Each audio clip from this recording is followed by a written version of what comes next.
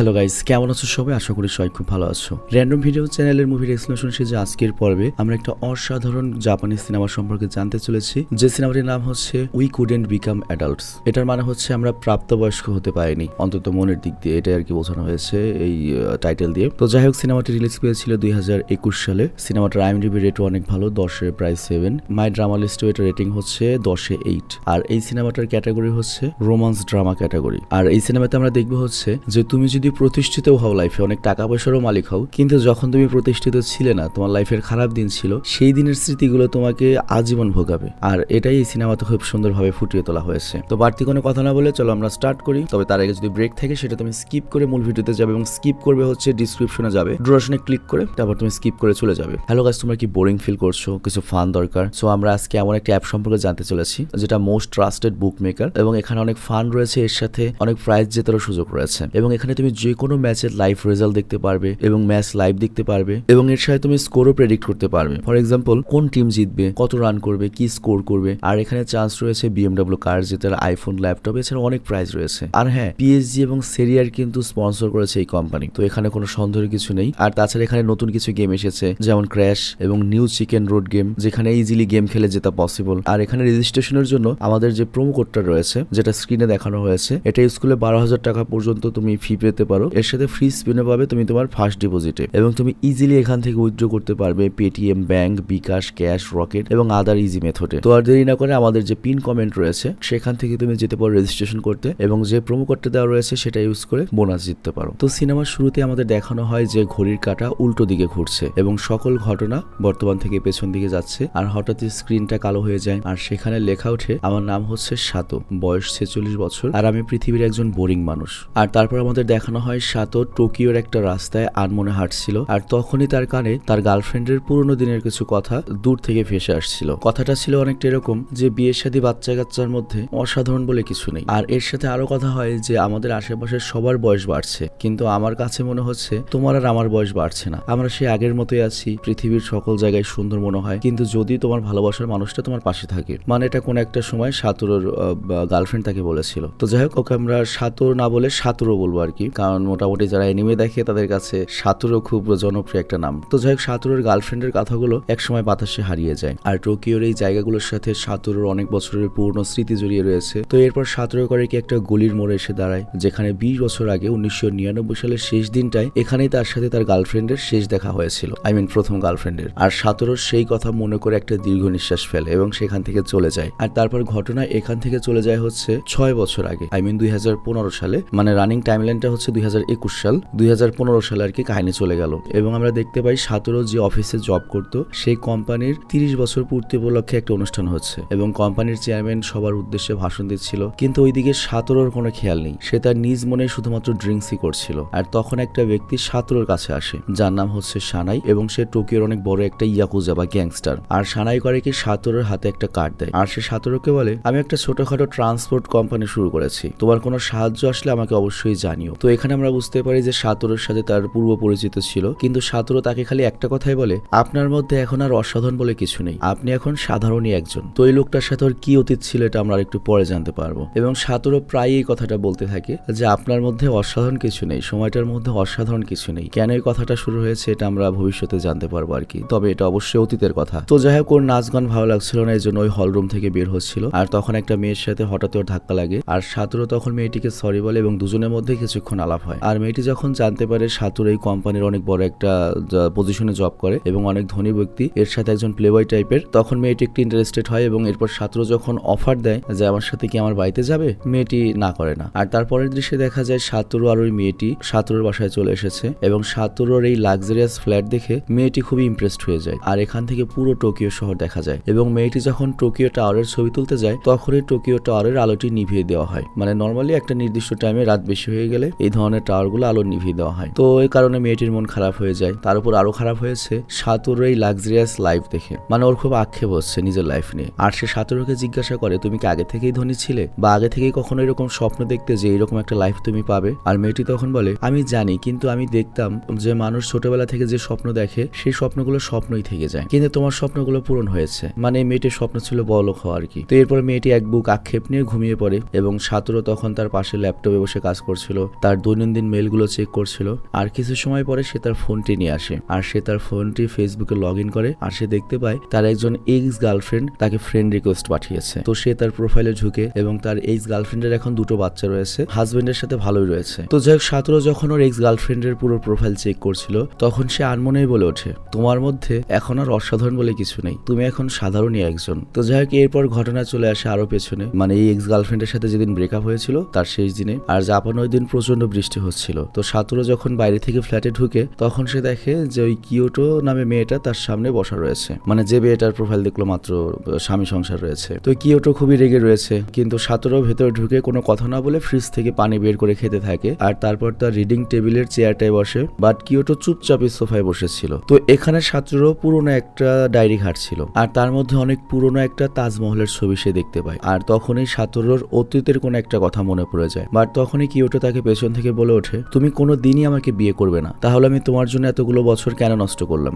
কিন্তু সাতরো কিয়োটোর কথা দিকে কোনো খেয়ালই নেই, সে তার আপন মনে রয়েছে। আর তখন কিয়োটো করে কি, তার জিনিসগুলো নিয়ে রেগে সেখান থেকে চলে যায়। কিন্তু সাতরো চুপচাপ বসেই থাকে ওইভাবে এবং সে কিয়োটোকে কোনো আটকানোরই চেষ্টা করে না। আর এখন ঘটনা চলে যায় 2011 সালে, মানে আরো অতীতে। আর ওই সময়টা ছিল হচ্ছে জাপানে যে সুনামি হলো তার পরপর যে ক্ষতি হয়েছিল, তখন অনেকেই তাদের অফিসগুলো চেঞ্জ করছিল। তো সাতোরুরাও তাদের নতুন অফিসে এসেছে, নতুন অফিস তারা গোছগাছ করছিল। কিন্তু হঠাৎ করে সাতোরু যখন ঘড়ির দিকে তাকায় তখন তার কোনো একটা কিছু মনে পড়ে যায়। আর এইদিকে কিয়োটো নামে সেই মেয়েটা তার মায়ের সাথে একটা রেস্টুরেন্টে অপেক্ষা করছিল সাতোরুর জন্য। আর কিয়োটোর মা মূলত সাতোরুর সাথে তার মেয়ের বিয়ের কথা বলতে এসেছিল, কিন্তু সাতোরু এখন আসেনি। মানে আরো 4 বছর আগের থেকেই বিয়ে নিয়ে অনেক প্যারাপেরি চলছে আর কি। তো ওরা অনেকক্ষণ ধরে অপেক্ষা করে এবং অনেকক্ষণ অপেক্ষার পরে ফাইনালি সাতোরু আসে। তো সাতোরু রেস্টুরেন্টে তো এসেছে কিন্তু জরাজীর্ণ ড্রেস পরে এসেছে। আর এটা দেখে কিয়োটো অনেক রাগ করে সাতোরুকে, বলে আজকে তোমাকে এরকম একটা ড্রেস পরে আসতে হলো। আর তখন সাতোরু কিয়োটো এবং কিয়োটোর মাকে সরি বলে যে আসলে আজকে আমাদের অফিসে অনেক কাজের প্রেশার ছিল,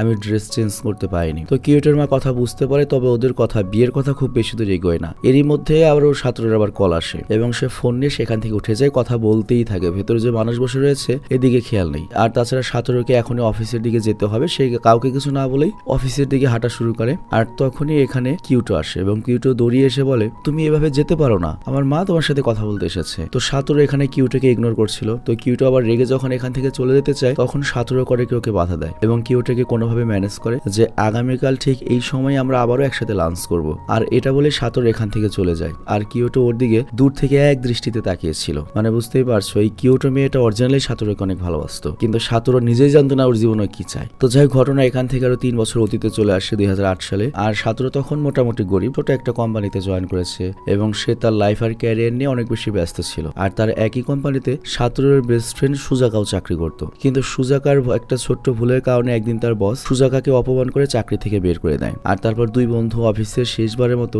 সিঁড়ির রুমে বসে সিগারেট খাচ্ছিল। তো সাতোরু তখন সুজাকাকে বলে, তোর উচিত ছিল বসকে সরি বলে চাকরিটা ঠিক করে নেওয়া। কিন্তু সুজাকা বলে, দেখ এই চাকরিটা আমি এমনিতেও করতাম না, ভালোই হয়েছে বস নিজে থেকে আমাকে বের করে দিয়েছে। সাতোরু তখন বলে, তাহলে তুই এখন কি করবি ভেবেছিস? সুজাকা তখন বলে, আমি অনেকদিন আগে থেকে একটা বিজনেস প্ল্যান করেছিলাম, আমার স্বপ্ন বিজনেস করা, আর এখন থেকে আমি আমার স্বপ্নের পেছনেই দৌড়াবো। এবং সুজাকা সাতোরুকে পরামর্শ দেয়, তোমারও উচিত এই কোম্পানি ছেড়ে দেওয়া, তা না হলে সারা জীবন অন্যের গোলামি করতে হবে, জীবনটা শেষ হয়ে যাবে। সাতোরু তখন বলে, আমি এই কাজ ছাড়া তো আর কোনো কিছু করতে পারি না, আর আমার লাইফে এরকম কোনো স্বপ্নও নেই। সিরিয়াসলি সাতোরু আর আমার একই অবস্থা, আমার ইউটিউবিং করতে মোটেও ভালো লাগে না ভাই, কিন্তু আর কিছু আমি পারিও না, যোগ্যতাই নাই। তো যাই হোক, সুজাকা তখন ওকে মনে করিয়ে দেয়, তুই না এক সময় রাইটার হতে চেয়েছিলি, আর অনেক বছর আগে তো তুই বই লেখাও শুরু করেছিলি, সেটার কি খবর এখন? সাতোরু বলে, আমি তো মাত্র কয়েক পাতায় লিখতে পেরেছিলাম, এরপর আমি আমার মনের মধ্যে থেকে আর কোনো লেখা বের করতে পারিনি। তো সুজাকা তখন সাতোরুকে বলে, তুই আবারও লেখা শুরু কর, তা না হলে একটা সময় তোর আফসোস করা ছাড়া লাইফে আর কিছুই থাকবে না। তো ওই দিন সাতোরু বাসায় ফিরে আসে আর তার সেই অসমাপ্ত লেখাগুলো লিখতে বসে শুরু করে। আর এটা ছিল তার ভালোবাসার গল্প,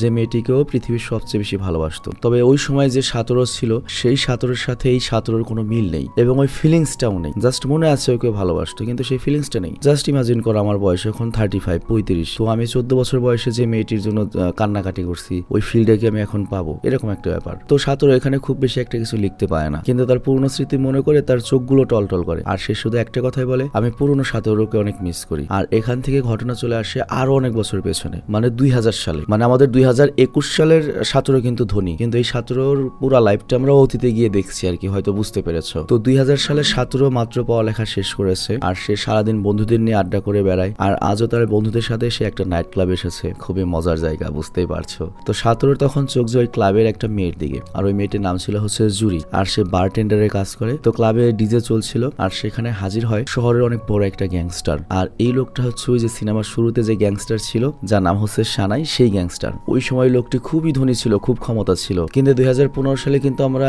এই সানাইয়ের অত ক্ষমতা দেখতে পাইনি, এবং আমাদের ছাত্র তাকে বলেছিল আপনার মধ্যে অসাধারণ কিছু নেই। কিন্তু ওই সানাই 2000 সালে অনেক ক্ষমতাশালী ছিল, এবং এত টাকা ছিল যে সে ক্লাবের সবাই বিল নিজে দিয়ে দেয়। মাতাল হয়েছে, আবল তাবল টাকা রয়েছে, খরচ করছে। তো সাথে এবং তার বন্ধুরাও ড্রিঙ্কস করছিল, আর কিছুক্ষণের মধ্যেই ওই গ্যাংস্টার করে অনেকগুলো মেয়ে নিয়ে এসে ছাত্র যেখানে বসা ছিল সেখানে আসে, এবং মাতাল অবস্থায় ছাত্রকে হাসি ঠাট্টা করে অপমান করতে থাকে। কিন্তু ছাত্র তার ওর সাথে পারবে না, তো রাগ হয়ে ওয়াশরুমে যায়। তো ওয়াশরুম থেকেও যখন ফিরছিল তখনও সিঁড়ির রুমে দেখতে পায় যে ওই গ্যাংস্টার সানাই আর ওই যে ওই মেয়েটি বারটেন্ডার যাকে ও পছন্দ করেছে এখানে এসে, সেই মেয়েটি মনে করো যে অন্তরঙ্গ অবস্থায় রয়েছে। তো ছাত্রের খুব কষ্ট লাগে, এবং সে কষ্ট পেয়ে ক্লাব থেকে বের হয় এবং ক্লাবের বাইরেই বসেছিল। আর অনেকটা সময়ের পরে সেই জুই নামের মেয়েটাও ক্লাবের বাইরে আসে, এবং সে ছাত্রকে এই অবস্থায় দেখতে পায়, এবং চোখাচোখি তো কয়েকবার হয়েছে। এই জন্য জুরি বুঝতে পারে যে ছাত্র হয়তো ওর দৃশ্য দেখে অনেক কষ্ট পেয়েছে, আর এই কারণে সে নিজ থেকে ছাত্রর সাথে গল্প করতে শুরু করে, পরিচিত হওয়ার চেষ্টা করে। আর কয়েকদিনের মধ্যেই জুরির সাথে ছাত্রর খুব ভালো সম্পর্ক হয়ে যায়, এবং তারা নিজেদের কাজ শেষ করে প্রতিদিন এই একই জায়গায় আড্ডা দেয়, এবং ছাত্রর বন্ধুরাও জুরিকে আপন করে নিয়েছিল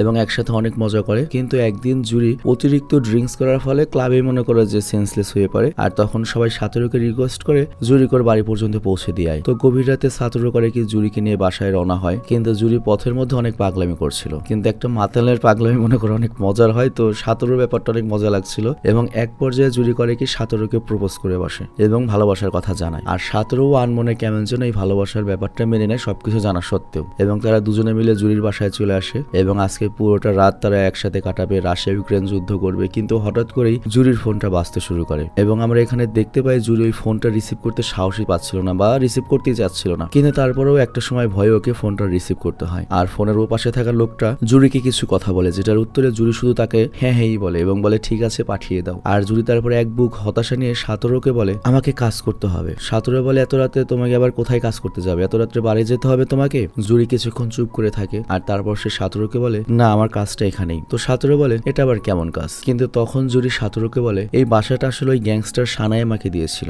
এবং সে এখানে আমার জন্য কাস্টমার পাঠায়। আশা করছি তুমি বুঝতে পেরেছো আমি কি বোঝাতে চাচ্ছি। তো তুমি আর বাড়তি প্রশ্ন না করে বিল্ডিং এর নিচে অপেক্ষা করো, আমি কাজ শেষ হলে তোমাকে কল করব, আর তারপর পুরো রাত তোমার সাথে আড্ডা দেবো। তো সাতরো বিল্ডিং এর নিচে অপেক্ষা করছিল, আর ওই সময় সাতরো তো অনেক গরিব, বুঝতেই পারছো, মানে মাত্র পড়ালেখা শেষ করেছে, চাকরি বাকরি নাই। আর ওর হাতে একটা ডায়েরি ছিল, এবং ওই ডায়েরির মধ্যে ওই তাজমহলের ছবিটা আমরা দেখতে পাই, যেটা 2021 সালে 2015 সালে আমরা দেখেছি। মানে এখন তো 2000 সাল চলছে, আজ থেকে 15 বছর 21 বছর পরেও এই সেম ডায়েরিটা বা এই সেম ছবিটা আমরা দেখেছি। তার মানে এই ছবির ইতিহাস, এই ডায়েরির ইতিহাস আরো আগের কাহিনী। আর এই দিকে জুরির কাস্টমার চলে আসে, এবং জুরির রুমের লাইট অফ হয়ে যায়, আর অনেকটা সময় পরে জুরির কাস্টমার চলে যায়। কিন্তু জুরি এতক্ষণে সাতরোর কথাও ভুলে গিয়েছিল। তো জুরি যখন এরপর ব্যালকনিতে এসে তারা শেষ রাতে সে দেখতে পায় যে সাতরো এখনো ওখানেই রয়েছে। তো ও করে কি দৌড়িয়ে সাতরোর কাছে আসে এবং জড়িয়ে ধরে এবং বলে আমার মতো একটা থার্ড ক্লাস মেয়ের জন্য তুমি এখনো অপেক্ষা করছো। সাতরো এখানে কিছু বলতে পারে না, সে নির্বাক হয়ে তাকিয়ে থাকে। আর এরপর তারা দুজন এই রঙিন শহরের গল্প করতে করতে রাত কাটিয়ে দেয়। আর এর কয়েকদিন পরে সাতরো হঠাৎ করে টিভিতে দেখতে পায় যে ওই সানাই নামের গ্যাংস্টারটা ধরা পড়েছে, এবং জুরি তাকে পুলিশের কাছে ধরিয়ে দিয়েছে, কারণ জুরিকে সে খারাপ কাজ করাতে বাধ্য করত। তো এরপর সাতরো জুরির সাথে ফোনে অনেক ট্রাই করেছে, অনেক খোঁজ করেছে,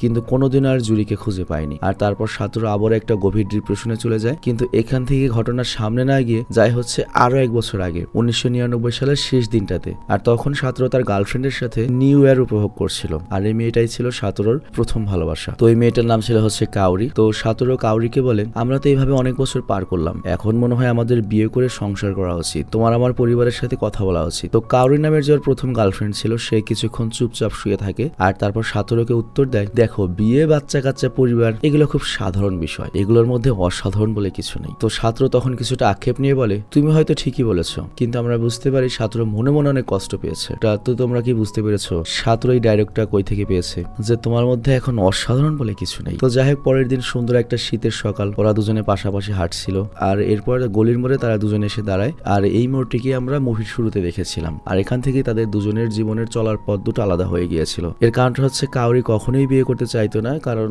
হয়তো কি এটা আমরা একটু পরে জানতে পারবো। আর এই কারণে ওদের শেষ দেখা এখানেই হয়েছিল। আর তারপর ঘটনা যায় হচ্ছে আরো এক বছর আগে 1998 সালে, যখন সাতরো কাজ শেষ করে বাড়ি ফিরে এসে লকারে কাউরির চিঠি খুঁজে পায়, যেখানে তাজমহলের একটা ছবি ছিল এবং পেছনে লেখা ছিল তুমি যদি আমাকে দেখতে চাও অমুক জায়গায় এসো। অ্যাকচুয়ালি কাউরির ভারতে বা ইন্ডিয়াতে অনেক বড় একটা ট্রাভেল কোম্পানিতে, মানে জাপানিজ একটা ট্রাভেল কোম্পানিতে চাকরির কথা হচ্ছিল, অনেক ভালো বেতন। তো বুঝতেই পেরেছো ওই তাজমহলের ছবিটা মূলত এখান থেকে এসেছে। তো ঘটনা যেহেতু পেছনে যাচ্ছে, তো এই জন্য আমরা বুঝতে পারি কাউরির সাথে যখন ওর প্রথম সম্পর্ক তখন থেকেই কিন্তু কাউরির একটা চাকরি ছিল বা একটা অ্যাম্বিশন ছিল, কেরিয়ার ছিল। ওই কেরিয়ারে আসার জন্যই কিন্তু কাউরি হয়তো আমাদের সাতোরুকে ছেড়ে গিয়েছে, এবং কাউরি মানে ওই মেয়েটি তার লাইফে হয়তো মুভ অন করেছে, কিন্তু আমাদের সাতোরুকে আমরা দেখেছি সে এত প্রতিষ্ঠিত হওয়ার পরেও কিন্তু ডিপ্রেসড। সে এখনো তার প্রথম ভালোবাসা তাজমহলের ছবি ওই ডায়েরি বহন করেই বেড়াচ্ছে। তো যাই হোক 1998 সালে সাতোরুর লাইফ মোটামুটি কোনো রকমে চলছিল। আর এখান থেকে ঘটনা যায় হচ্ছে আরো এক বছর আগে 1997 সালে জাপানের একটা সুন্দর সকালে। তো সাতোরু তখন একটা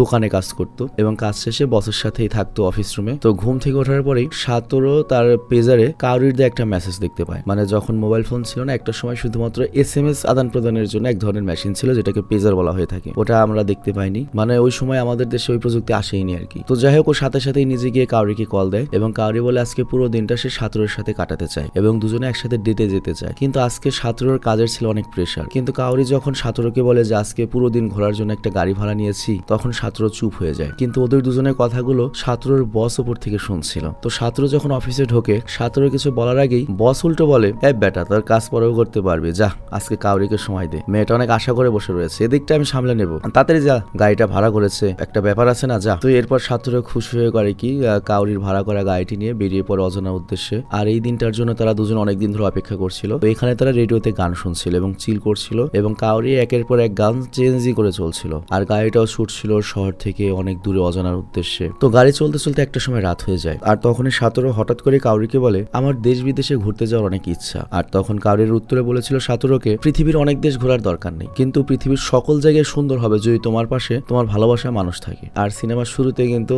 এই ধরনের ডায়লগগুলো আমরা শুনেছিলাম। মানে এই ঘটনা হচ্ছে 1997, কিন্তু 2021 সালে গিয়েও কিন্তু ওর মাথায় এগুলোই ঘুরছে এত প্রতিষ্ঠিত হওয়ার পরেও। তো যাই হোক পুরো রাতটা ওরা খোলা মাঠেই কাটিয়ে দেয়। আর সূর্যের আলোয় সাতোরুর ঘুম তো আগেই ভেঙে গিয়েছে। আর সরকারে কি ঘুমন্ত কাউরির কয়েকটা ছবি তুলে ক্যামেরা দিয়ে। তো কাউরির যখন ঘুম ভাঙে, সে বাইরের সৌন্দর্য দেখে একদম বিমোহিত হয়ে পড়ে এবং গাড়ি থেকে সোজা নেমে দৌড় দেয় এবং চিৎকার করে সাতোরুকেও ডাকতে থাকে। আর এইদিকে সাতোরু কাউরির এই খুশির প্রত্যেকটা মুহূর্ত ক্যামেরায় বন্ধ করে রাখছিল, যেন তারা তাদের জীবনের শ্রেষ্ঠ সময়গুলো পার করছিল। আর তারপরের ঘটনা চলে আসে হচ্ছে 1995 সালে, মানে আরো 2 বছর আগে। আর এখানে আমরা জানবো হচ্ছে যে সাতোরুর সাথে কাউরির কিভাবে প্রেম হয়েছিল, মানে কিভাবে এই প্রেমের শুরু হয়েছিল। তো অ্যাকচুয়ালি সাতোরু একদিন কাজ শেষে বন্ধুদের সাথে বসেছিল। আর তখন তো যে তোমার মোবাইল টোবাইল ছিল না, তো তখন হতো কি মানুষজন পেপারে অ্যাড দিয়ে ঠিকানা দিত, মানে জাপানের মানুষজন, মানে এখন যেমন ফেসবুক রয়েছে তখন তার ফেসবুক ছিল না। তো আমার একটা বন্ধু দরকার, আমি আমার ঠিকানা দিয়ে পেপারে অ্যাড দিতাম। তখন হবে কি কোনো একজন দেখে আমাকে চিঠি দিত, আমিও তাকে চিঠি দিতাম, এইভাবে আর কি আগেকার মানুষের বন্ধুত্ব হতো। তো সাতোরু দেখতে পাই একটা মেয়ে লিখেছে পেপারে, আমি একজন মনে মানুষ চাই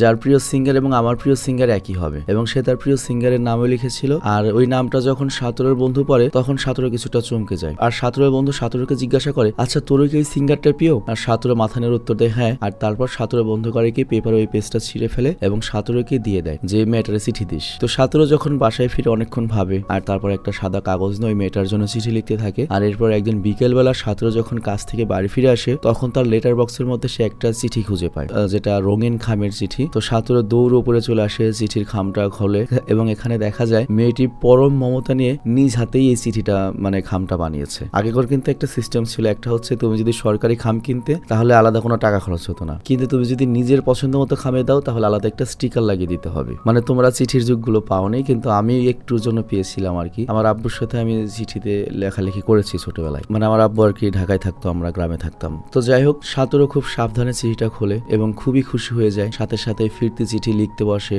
আর ওই চিঠিটা সে পরম যত্ন নিয়ে একটা বক্সের মধ্যে তুলে রাখে। আর সেই চিঠিগুলো 25 বছর পরও এখনো সাতোরুর কাছে রয়েছে, যেটা আমরা মুভি শুরুর দিকে দেখেছিলাম, ডায়েরিতে রয়েছে চিঠিগুলো। তো যাই হোক এভাবে প্রত্যেকদিন সাতোরুর সাথে কাউরির আদান প্রদান চলতে থাকে। এটা কিন্তু 1995 কাহিনী আর কি। তো সাতোরু রেগুলার চিঠি আদান প্রদান করতো, চিঠি পড়তো, সংগ্রহ করতো এবং প্রথম ভালোবাসার প্রত্যেকটা জিনিস সে এত যত্ন করে রাখতো। ইভেন আমার একজন কাজিন রয়েছে যার নাম হচ্ছে সজীব, ওকে আমি দেখেছি, ওর যে প্রথম ভালোবাসা, প্রেম হয় নাই কখনো, কিন্তু ওই মেয়েটা সুইংগাম খেয়ে কোথায় ওই সুইংগাম ফেলেছে মুখের, এইটাও নজর রাখতো। কোন তারিখে ফেলছে সেটাও ডায়েরিতে ছিল। বড়ই খেয়ে বড়ের আটি ফেলেছে সেটাও ডায়েরিতে কষ্টি লাগিয়ে রেখেছিল। তবে চিন্তা করো ওই মেয়েটা যদি ওই ছেলেটারে পাইতো কিরকম খুশি থাকতো জীবনে। তো যাই হোক এরপর একটা কাঙ্ক্ষিত দিন চলে আসে, যেদিন সাতোরু আর ওই মেয়েটি প্রথম দেখা করবে এবং ওই মেয়েটি ছিল গ্রামের। তো ওরা দুজন খুবই নার্ভাস, আর ওদের কথা হয়েছিল তাদের একই রকমের ওয়াব কোম্পানির একটা ব্যাগ থাকবে, ওই ব্যাগ দেখে তারা একজন আরেকজনকে চিনবে। তো এরপর আমাদের একটা সহজ সরল মেয়েকে দেখানো দেখানো হয়, এইটাই হচ্ছে কাউরি। মানে কাউরিও একসময় সহজ সরল ছিল, মানে এর 5 বছর পরের যে কাউরিকে আমরা দেখেছি যে বলেছিল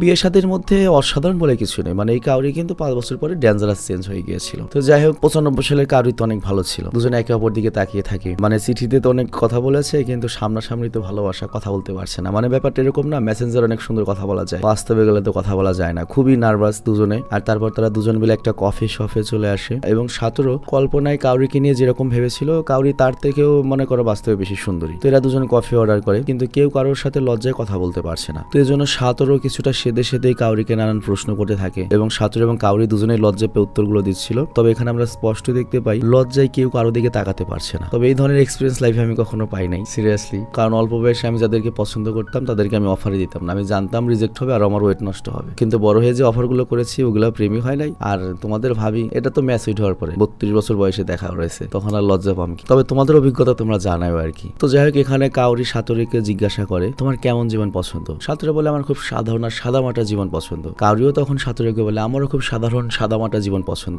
অল্প বয়সে সবারই সাদামাটা জীবনে পছন্দ থাকে। তো যাই হোক কফি শপ থেকে বের হয়ে তারা টোকিওর সেই গলি ধরে হাঁটছিল, যে গলি কিন্তু আমরা বেশ কয়েকবার দেখেছি। তো সাতরের জীবনের প্রথম গল্পটা কিন্তু এই গলিতেই শুরু হয়েছিল এবং এই গল্পগুলো সাতর তার 27 বছর পরেও কিন্তু ভুলতে পারেনি। মানে যে কাহিনী এখান থেকে শুরু হয়েছিল 1995 সালে, তার 27 বছর পর 2021 সালে এই গল্পগুলো এখনো কিন্তু আমাদের সাতর ভুলতে পারেনি, এখনো সেই একই কথার কানে বাজে। তো যাই হোক সাতরের জীবনে যখন এই প্রথম ভালোবাসা আসে 1995 সালে, তখন সে একটু সিরিয়াস হয়, পড়ালেখার পাশাপাশি একটা চাকরি ইন্টারভিউ দিতে আসে। চাকরিটা হয়ে যায় আর পুরোনো চাকরিটা ছেড়ে দেয়, পুরোনো বসের চাকরি। আর পুরোনো বস তাকে অনেক ভারাক্রান্ত মনে অনেক দোয়া দিয়ে বিদায় দিয়ে দেয়। আর এরপর আমরা দেখি কাউরিও শহরে শিফট হয়েছে, ও জব করে এবং নিজ নিজ জব শেষ করে টোকিওর এই জায়গাটায় প্রত্যেকদিন সন্ধ্যায় দেখা করতো। আর আজও তারা সেই চেনা গলি দিয়ে হাঁটছিল। কিন্তু মজার ব্যাপার হচ্ছে ওই সময় জাপানে গার্লফ্রেন্ড বয়ফ্রেন্ডের জন্য স্পেশালি কিছু ডেটিং রুম ছিল, মানে ভারতে যেমন রয়েছে ওয়ো সেরকম কিছু রুম রয়েছে যেগুলো অনেক সুন্দর হয়, কাল্পনিক ভাবে তৈরি করা হতো, মানে রাশিয়া ইউক্রেন খেলার জন্য আর কি রুমগুলো। তো সাতুর আর কাউরি সেই হোটেলগুলোর বিলবোর্ড পড়ছিল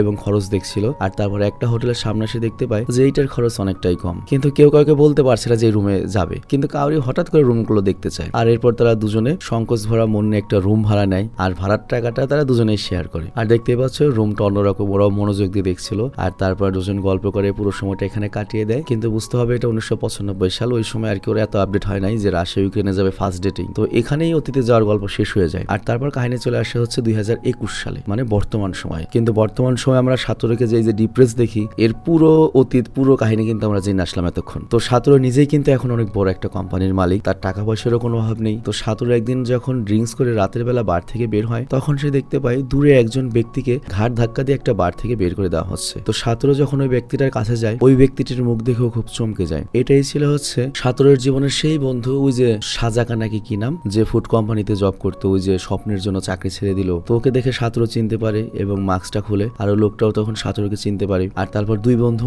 অনেক বছর পরে একসাথে আড্ডা দেয় এবং তারা তাদের অতীতের গল্প বলা শুরু করে। আর দুই বন্ধু এখানে পাশাপাশি বসে থাকলেও তাদের দূরত্বটা অনেক। সাতর আজকে শহরের অন্যতম একটা সাকসেসফুল পার্সন, আর অন্যদিকের বন্ধুর টাকার অভাবে গলার ধাক্কা খাচ্ছে। তোর বন্ধু অনেকটা আক্ষেপ নেয় এবং সাতরকে বলে বাহ তোর জীবনটা আজকে সবকিছু দিয়ে পরিপূর্ণ, তোর জীবন আর আক্ষেপ করার কিছু নেই। আর সাতরের বন্ধু করে কি সাতরকে জোর করে একটা গাড়িতে উঠিয়ে দেয় এবং বলে তুই আমার মতো গরিব মানুষের সাথে মিশিস না, তুই সামনে যা, অনেক এগিয়ে যা, কখনো পেছনে ফিরে তাকাস না, তাহলে খালি কষ্টই পাবি, তোর লাইফে তুই খালি এগিয়ে যা। তো সাতরের গাড়ি চলতে থাকে আর ওর চোখগুলো হঠাৎ করে ঝাপস হয়ে আসে এবং সাতরকে বলেছে না তুই তো প্রতিষ্ঠিত, তোর লাইফে কোনো আক্ষেপ নেই। তো সাতরের লাইফের পুরো আক্ষেপ ওর চোখের সামনে, মানে ওর অতীত ভাসতে শুরু করে, অতীতের সবগুলো মানুষ সবগুলো দৃশ্য। তো সাতরে বুঝতে পারে না ওর মধ্যে কি চলছে এবং সে ট্যাক্সিটাকে থামাতে বলে এবং সেই জায়গাতে থামাতে বলে সেই পরিচিত গলিতে যেখানে ওর প্রথম প্রেম হয়েছিল, যেখানে ওর প্রথম গার্লফ্রেন্ডের সাথে হাঁটতো। আর তখন সাতরের কানে সেই পুরনো গার্লফ্রেন্ডের সকল কথা ভেসে আসছিল এবং এরপর সাতরও একটা গলির মোড়ে এসে দাঁড়ায় যেখানেই তার কাউরির সাথে শেষ দেখা হয়েছিল এবং এখানের প্রত্যেকটা ইঞ্চিতে সাতর অতীতের স্মৃতি জড়িয়ে রয়েছে এবং সাতর তার অতীতকে গভীরভাবে অনুভব করছে যে জীবনের কতটা সময় পার হয়ে গিয়েছে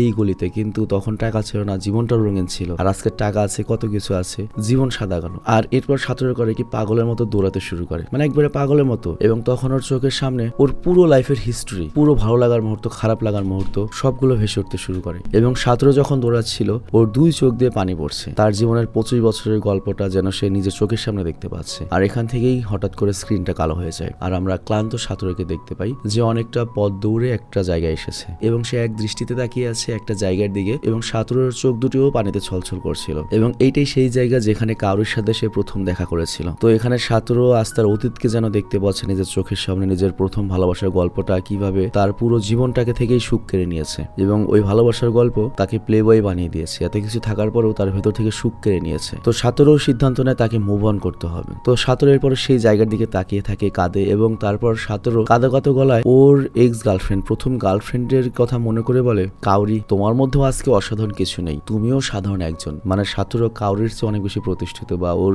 যে স্মৃতিগুলোকে কাঁদায় সেটাও ছাড়িয়ে আসতে পেরেছে। আর তখনই স্ক্রিনে লেখা ওঠে, আমরা যদি সারা জীবন ছোটই থাকতে পারতাম, তাহলে ওই যে বড় হতে হতে আমাদের জীবনে যে কষ্টগুলো আসে, যে যন্ত্রণাগুলো আঘাত হানে, ওই যন্ত্রণাগুলো আমাদের কখনো পেতে হতো না, এবং ওই যন্ত্রণাগুলো কখনো আমাদের সারা জীবন বই নিয়ে চলতে হতো না। আর এখানেই সিনেমাটি শেষ হয়ে যায়, এবং সিনেমাটি খুবই বাস্তববাদী। আমার নিজের লাইফের কথাই বলি, আমার কোনো গার্লফ্রেন্ড, কোনো মেয়ে নিয়ে আমার আফসোস লাগে না সিরিয়াসলি, বিকজ আমি অনেক ভালো আছি। অন্তত আমি হিসাব করে দেখছি আমার লাইফে যে কয়টা মেয়েকে আমি পছন্দ করতাম, তাদের চেয়ে যার সাথে আমি আছি তার সাথে আমি অনেক সুখী আছি। আমার বউ ছাড়া অন্য কেউ আমাকে সহ্য করতে পারতো না, কারণ আমি অনেক পেরেশানিতে থাকি, অনেক বদমেজাজি, অনেক খিটখিটে স্বভাবের। তো ওর মতো কেউ আমাকে সহ্য করতে পারতো না। অন্য কোনো মেয়ে হলে, ইভেন বাংলাদেশি মেয়ে হলেও 20 বার ডিভোর্স হয়ে যেত। কেন বাংলাদেশি মেয়ে বললাম আমি বলি, বাংলাদেশি মেয়ে হলেও ওর বাপের বাড়ি বাংলাদেশে থাকতো, পাওয়ার বেশি থাকতো, কিন্তু আমি ইন্ডিয়ায় বিয়ে করেছি। ও তো ফ্যামিলির বিরুদ্ধে গিয়ে মনে করো আমার কাছে চলে এসেছে। এক দেশ থেকে আরেক দেশে আসা মানে বোঝো, তাদের মেয়ে তো আর তারা পানি খেয়ে বড় করে নাই। তো ও যে পাট নিয়ে এসেছে এখানে, এখন যদি খারাপ কিছু হয় তাহলে ওর বাড়িতে মুখ দেখাতে পারবে না, চাইলেই বাপের বাড়ি যেতে পারবে না। তো ও যতখানি স্যাক্রিফাইস করে, বাংলাদেশি কোনো মেয়ে আমার সাথে এত স্যাক্রিফাইস করতো না।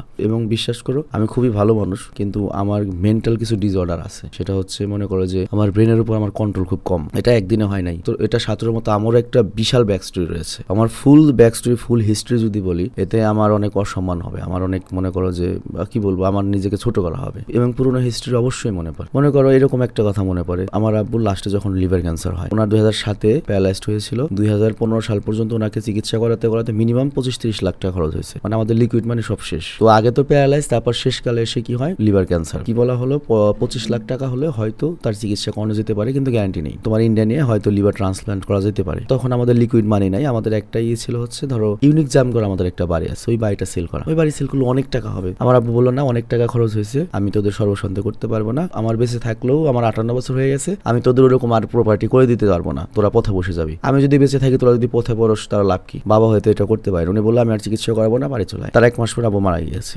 কিন্তু এখন আমার 20 লাখ টাকার পার্সোনাল প্রাইভেট কার, R15 এর দাম মিনিমাম 5 লাখ, আরো 2টা হুন্ডা আছে। মনে করো 30 লাখ টাকার উপরে খালি আমার খেলনাই আছে। আমি শখ করে একটা জিম দিয়েছি, সেখানে 25 লাখ টাকা খরচ হয়েছে। ওখানে ব্যবসা হয় না, টাকা পয়সা কিন্তু আসে না। তো প্রায় 60 লাখ টাকা মনে করো আমি খেলনাই করেছি। এটা কিন্তু আমি অহংকার করতেছি না, জাস্ট বুঝাইতেছি। কিন্তু ওই সময়টা আমি আমার বাবাকে বাঁচাতে পারি নাই। ইভেন আমার লাইফে এমন এমন বাজে টাইম গেছে। আমি ঢাকায় যখন পড়ালেখা করেছি, ভার্সিটির বেতন ছিল অনেক বেশি। এত যন্ত্রণাদায়ক লাইফগুলো গেছে আমার, আমি যে কিভাবে ম্যানেজ করে চলছি। এরকম সময় গেছে, আমি 500 টাকা নিয়ে গেছি ঢাকায়। ম্যাচ খরচ তো আলাদা হিসাব, ওটা তো একবারে দিয়ে দেওয়া হয়। 500 টাকা হাত খরচে পুরো মাস চালিয়েও আমি 2 বার ঢাকায় যাতায়াত করতে পারছি। এরকম হয়েছে, আমি যাদের সাথে ম্যাচে আছি, আমার কাছে ওই যে বললাম টাকা কম, ম্যাচের টাকা তো একবারে পে করা হয়। রোজার মাস, সবাই রোজা থাকবে ম্যাচের, আমি তখন রোজা থাকতে পারি না। 2010 মানে সেহরিতে একবার রান্না হবে, আর হচ্ছে রাতে 11টা একবার রান্না হবে। মাঝখানে ইফতার সবাই কি করে, এক একজন ওই সময়, মানে আমার রুমমেটরা সবাই ধনী ছিল, প্রাইভেট ইউনিভার্সিটিতে পড়ে। অন্যান্য জেলার ভালো ভালো টাকা আলা না হলে তার প্রাইভেট ইউনিভার্সিটিতে পড়ে না। ওরা 50-100 টাকা করে সবাই বড় করে ইফতার করতো। আমি তখন ওই চাঁদা দিতে পারতাম না, আমি ওটা অন্যভাবে ম্যানেজ করে নিতাম। মানে আমি এখানে আর গল্পগুলো আমি বলতে যাচ্ছি না। মানে ওরা ওই পাশে